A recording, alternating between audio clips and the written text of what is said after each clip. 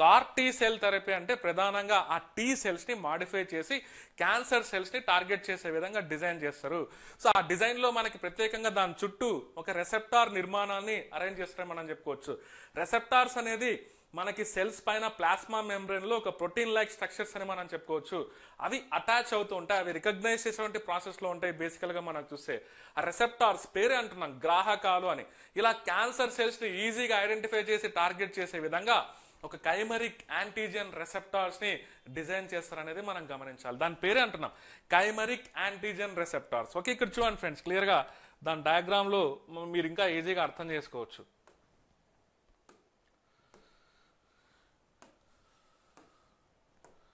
చూడండి క్లియర్ గా ఇక నార్మల్ ఓకే ఆ క్యాన్సర్ ఎవరికైతే ఆ పర్సన్ ఉంటాడో ఆ పర్సన్ నుంచి క్లియర్ గా మనం ఏం చేస్తున్నాం, ఆ బ్లడ్ ని కలెక్ట్ చేసి అందులో టీ సెల్స్ ని సపరేట్ చేసి దాంట్లో ఏం చేస్తున్నాం, ఇలా దాని లోపల మాడిఫై చేస్తున్నాం ఇంటర్నల్. ఓకే, దాని లోపల ఉన్నటువంటి జీన్స్ ని మాడిఫై చేసి దీని చుట్టూ మనకి క్లియర్ గా ఏమవుతుంది, ఓకే చూడండి isolation and reprogramming of T cells అంటున్నాం.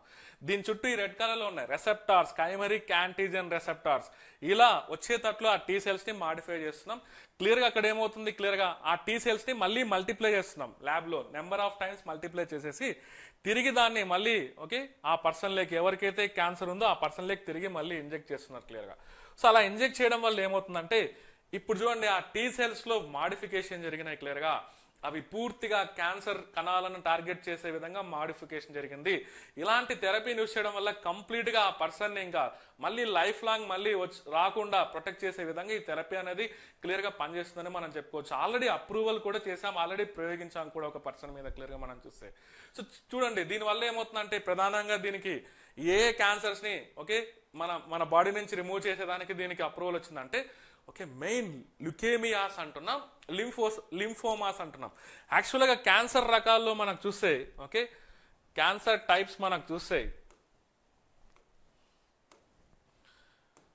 జనరల్ గా చూడండి friends, carcinoma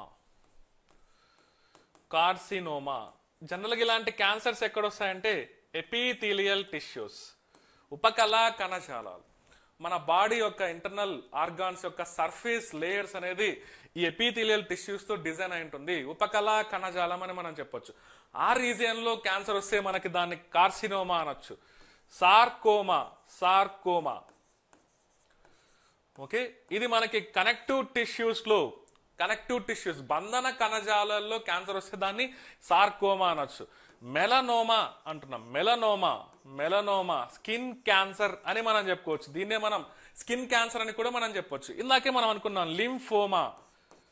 lymphocytes, defective lymphocytes అంటున్నాం క్లియర్లీ. అదే విధంగా లుకేమియా అంటున్నాం, white blood cell related cancer అంటున్నాం. సో ఈ మధ్య కాలంలో చూడండి మన ఇండియా సర్వైకల్ క్యాన్సర్ అంటున్నాం. ఓకే ఉమెన్ యొక్క రిప్రొడక్టివ్ సిస్టమ్ ఓకే మహిళల యొక్క ఓకే ప్రత్యుత్పత్తి వ్యవస్థలో ప్రత్యేకంగా యుటిరస్ అంటున్నాం. ఓకే గర్భాశయంలో పై భాగంలో ఓకే ఈ పై భాగంలో కింద మనం చూసినట్లయితే ఓకే సర్వీక్స్ అనేటువంటి ఒక భాగం ఉంటుంది క్లియర్. ఓకే గర్భాశయం నిర్మాణంలో ఇలా మనకి వగైనా నుంచి అదేవిధంగా యుట్రస్ కి మధ్యలో సర్వీక్స్ అనేటువంటి ఒక పార్ట్ ఉంటుంది. ఆ పార్ట్ లో క్యాన్సర్ వచ్చేసి చాలా మంది ఉమెన్ చనిపోతున్నారు మన ఇండియాలో క్లియర్ మనం చూస్తే. సో ఆ పార్ట్ లో క్యాన్సర్ వస్తే దాన్ని ఏమంటున్నామంటే సర్వైకల్ క్యాన్సర్, దాన్నే సర్వీక్స్ పార్ట్ అని మనం చెప్పుకోవచ్చు. దానికోసం కూడా మన భారతదేశం ఈ మధ్య కాలంలో HPV vaccine, human papilloma virus vaccine అనేది ఇండిజినస్ టెక్నాలజీతో డెవలప్ చేశాం క్లియర్ గా మనకు చూస్తే. సో దాని విషయంలో మనకి department of biotechnology, serum institute of India okay పూణేలో క్లియర్ గా ఉంది. సీరం ఇన్స్టిట్యూట్ అనేది క్లియర్ గా పూణేలో ఉంది బేసికల్ గా. ఆ ఇద్దరు కలిసి దాన్ని డెవలప్ చేశారు, హ్యూమన్ ప్యాపిలోమా వైరస్ వ్యాక్సిన్. అది కూడా ఇండిజినస్ టెక్నాలజీని బేస్ చేసుకొని డెవలప్ చేశారు అనేది మనం గమనించాలి ఫ్రెండ్స్. చూడండి ఎందుకు క్యాన్సర్ గురించి మనం ఇంతగా డిస్కషన్ చేస్తున్నామంటే సస్టైనబుల్ డెవలప్మెంట్ గోల్స్ లో మనకి 3.4 ఓకే 3.3 ఏమో మనకి ఏం చెప్తుంది, కమ్యూనికబుల్ డిసీజెస్ గురించి మెన్షన్ చేస్తుంది. Okay like malaria, HIV, TB, hepatitis B, water borne diseases, neglected tropical diseases, ఇలాంటి కమ్యూనికబుల్ డిసీజ్ గురించి 3.3లో మెన్షన్ చేస్తుంది. అవన్నీ 2030 వచ్చే నాటికి ప్రపంచవ్యాప్తంగా వాటిని నిర్మూలించాలని. అలాగే 3.4 యాక్చువల్గా సస్టైనబుల్ డెవలప్మెంట్ గోల్స్ లో సుస్థిరాభివృద్ధి లక్ష్యాలు 3లో మనకి good health and well being ఉంటుంది. అదేవిధంగా 3.4లో మనం చూస్తే నాన్ కమ్యూనికబుల్ డిసీజెస్ ద్వారా ప్రపంచంలో ఉన్నటువంటి జనాభాను ప్రొటెక్ట్ చేసే విధంగా ఓకే ఆ ప్రభుత్వాలు చర్యలు తీసుకోవాలనేటువంటి ఉద్దేశంతో 3.4లో మెన్షన్ చేసి ఉంటారు. ఓకే సంక్రమించినటువంటి వ్యాధులు నాన్ కమ్యూనికబుల్ డిసీజెస్ అంటున్నాం క్లియర్గా మనం చూస్తే. దాని కిందకి క్యాన్సర్ అనేది ఒక ఎగ్జాంపుల్ కిందకి చెప్పుకోవచ్చు. అఫ్ కోర్స్ WHO హెచ్చరిస్తుంది మనకి 2050 వచ్చేటప్పటికి మన భారతదేశంలో 77% కేసెస్ ఇప్పుడున్నటువంటి కేసెస్తో కంపేర్ చేస్తే 77% అనేది క్యాన్సర్ కేసెస్ అనేది ఇంక్రీజ్ అవుతున్నట్లు క్లియర్గా WHO ఈ మధ్య కాలంలో విడుదలైనటువంటి ఒక రిపోర్ట్లో క్లియర్గా చెప్తుంది. కాబట్టి క్యాన్సర్ని మనం ఫేస్ చేయడానికి ఖచ్చితంగా మనకి ట్రీట్మెంట్స్ థెరపీస్ అనేది అవసరం. సో ఇప్పటికీ మనకి ఇది ఒక బెస్ట్ సొల్యూషన్ అని మనం చెప్పుకోవచ్చు. ఎస్పెషల్లీ ఈ ల్యూకేమియాస్ బ్లడ్ రిలేటెడ్ క్యాన్సర్స్లో ల్యూకేమియాస్ అంటున్నాం, లింఫోమాస్ ఫ్యూచర్లో ఇది చాలా మందికి విముక్తి కలిగిస్తుందని మనం చెప్పుకోవచ్చు. చాలా మందిని వాళ్ళకి డెత్ నుంచి ఇది ప్రొటెక్ట్ చేస్తుందని మనం చెప్పుకోవచ్చు. So that is the importance of CAR T cell therapy. Definite గా ఈసారి మనకి అప్కమింగ్ ఎగ్జామినేషన్స్ లో దీనిపైన ఏదో ఒక విధంగా మనల్ని క్వశ్చన్ చేసేదానికి స్కోప్ ఉంది ఫ్రెండ్స్. ఓకే మనం ఈ క్లాస్ ద్వారా జస్ట్ క్యాన్సర్ అంటే ఏంటో కూడా మనం తెలుసుకోవడం జరిగింది క్లియర్గా. ఓకే క్యాన్సర్ అంటే ఏం లేదు, అన్కంట్రోల్డ్ సెల్ డివిజన్. ఏదైనా ఒక కణజాలం దగ్గర సెల్ డివిజన్ కణ విభజన అనేది నియంత్రణ కోల్పోయి అక్కడ గడ్డల మాదిరి ఫామ్ అవుతుంటే దాన్నే మనం ఏమంటాం క్యాన్సర్ అని మనం చెప్పుకోవచ్చు. సో యాక్చువల్గా ఈ క్యాన్సర్లో మనకు చూస్తే 2 రకాలు ఉంటాయి ఫ్రెండ్స్. క్యాన్సర్లో మ్యాలిగ్నెన్స్ ఓకే మ్యాలిగ్నెంట్ ట్యూమర్స్ అంటున్నాం, అదేవిధంగా బినైన్ ట్యూమర్స్ అని మనం చెప్పుకోవచ్చు. బినైన్ ట్యూమర్స్ సో క్యాన్సర్ ట్యూమర్స్లో మనకి మ్యాలిగ్నెంట్ అంటే ఇది స్ప్రెడ్ అయ్యేటువంటి ప్రాపర్టీ ఉంటుంది. ఇతర అవయవాలకు రక్తం ద్వారా ఇలాంటి ట్యూమర్స్ అనేది వాటి నుంచి కణాలు అనేది బయటకు వస్తూ స్ప్రెడ్ అవుతూ ఉంటాయి. Very very dangerous. But benign అంటే లోకలైజ్డ్ అంటున్నాం. ఆ ప్రాంతంలో మాత్రమే క్యాన్సర్ కణాలు అనేది పరిమితం అవుతుంటాయి, క్యాన్సర్ గడ్డలు. సో ఇలాంటి వాటిని జనరల్ గా సర్జరీ ద్వారా తీసేయొచ్చు. బట్ ఇలాంటి వెరీ వెరీ డేంజరస్ అని మనం చెప్పుకోవచ్చు. మ్యాలిగ్నెంట్ ట్యూమర్స్ అంటున్నాం క్లియర్లీ. సో ఎనీహౌ మనకి క్యాన్సర్ కేసెస్ అనేది మనకి భవిష్యత్తులో ఖచ్చితంగా మన ఇండియాలో పెరుగుతూ ఉన్నాయి. అఫ్ కోర్స్ WHO రిపోర్ట్ కూడా చెప్తుంది మన ఇండియాలో ఆల్కహాల్ కన్జంప్షన్ వల్ల, టొబాకో కన్జంప్షన్ వల్ల, అదేవిధంగా ఒబాసిటీ వల్ల, ఎన్విరాన్మెంటల్ పొల్యూటెంట్స్ వల్ల మన క్యాన్సర్ కేసెస్ అనేది 2050 నాటికి 77% ఇంక్రీజ్ అవబోతుంది. అంటే మనం ఖచ్చితంగా దీని గురించి ఆలోచించాల్సినటువంటి విషయం ఫ్రెండ్స్. ఓకే అంటే 2050 నాటికి మన ఇండియాలో చాలా మంది క్యాన్సర్తో సఫర్ అయ్యేటువంటి పర్సన్స్ అనేది ఉంటారు అనేది మీరు గమనించాలి. కాబట్టి ప్రభుత్వం అనేది ఇప్పటి నుంచే క్యాన్సర్ పైన రీసెర్చ్ అండ్ డెవలప్మెంటల్ యాక్టివిటీస్ అనేది ప్రమోట్ చేస్తుంది. ఆ ప్రాసెస్ లోనే మనకి ఈ CAR T సెల్ థెరపీ అనేది ఒకటి డిజైన్ చేశాం. పైగా అది ఇండిజినస్ టెక్నాలజీ.